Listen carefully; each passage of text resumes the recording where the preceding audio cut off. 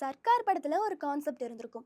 ஒரு வாக்குல வந்துட்டு என்ன அரசியல் மாற்றம் நடக்க போகுது அப்படிங்கிற மாதிரி ஒரு பெரிய கொஸ்டின் எழுந்திருக்கப்போ, அந்த ஒரு வாக்குனால நெறைய அரசியல் மாற்றம் நடக்கும் அப்படிங்கிற மாதிரி படத்துல காமிச்சிருப்பாங்க. அது இப்போ தமிழ்நாட்டுல நிஜமாகியிருக்கு அப்படிங்கிறது பெரிய பேசும் பொருளாகியிருக்கு.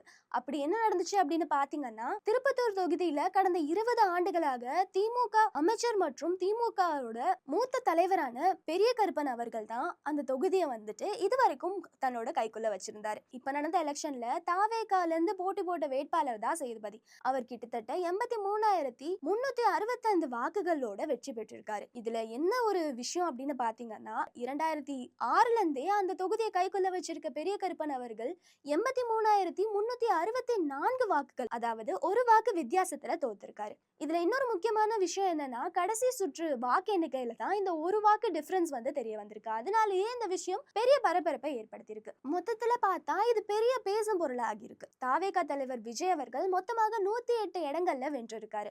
118 எண்ணிக்கை வந்துட்டு அவசியம் என்பதால சிறிய கட்சிகளோட கூட்டணி வைக்கிறதுக்கான ஆலோசனையும் போயிட்டு இருக்கு. சீக்கிரமாகவே அவரோட அரசியல் வந்துட்டு வரப்போகுது அப்படிங்கிற மாதிரி மக்களும் ரொம்ப ஆர்வமா எண்ணிட்டு இருக்காங்க.